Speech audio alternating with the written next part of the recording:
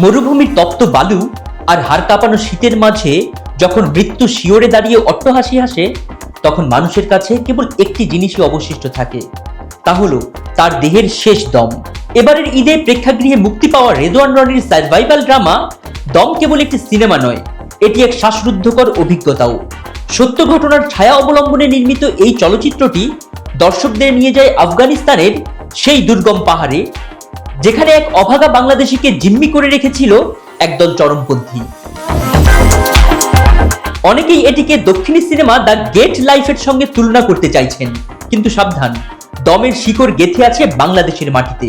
প্রথম আলোর এক ঈদ সংখ্যায় প্রকাশিত এক চিলতে নির্মম সত্যের উপর।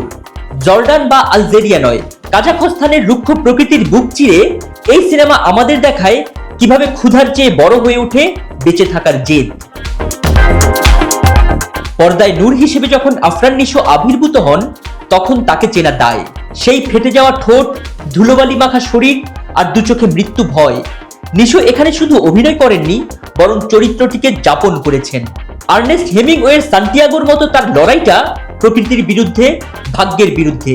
নিশোর ভারী নিঃশ্বাস আর বালিতে তার পায়ের শব্দ যখন ব্যাকগ্রাউন্ড মিউজিকে আছড়ে পড়ে, তখন হলের এসি রুমে বসেও দর্শকের গলা শুকিয়ে আসে। সঙ্গী হিসেবে মেকআপহীন সাধারণ লুকে পূজা চেরি তার ক্যারিয়ারের অন্যতম সেরা পরিপক্কতা দেখিয়েছেন। দম টেকনিক্যাল দিক থেকে আন্তর্জাতিক মানের এক মাস্টারপিস। ড্রোনের ওয়াইড শটে মরুভূমির বিশালতার সামনে নূরের একাকিত্বকে এত নিপুণভাবে দেখানো হয়েছে যে দর্শকের মনে হবে তারা নিজেরাই সেই গোলক ধাঁধায় আটকে পড়েছেন। তবে মুদ্রার উল্টো পিঠও আছে। সিনেমার প্রথমার্ধের শ্লথ গতি আর হাস্যরসের ছিটেফোঁটা না থাকাটা দর্শকদের কিছুটা ক্লান্ত করতে পারে। বিশেষ করে ক্লাইম্যাক্সে গিয়ে যে বিশাল নাটকীয়তার প্রত্যাশা ছিল, সেখানে পরিচালক বোধহয় কিছুটা সংযত থেকেছেন, যা অনেককেই হয়তো হতাশ করবে।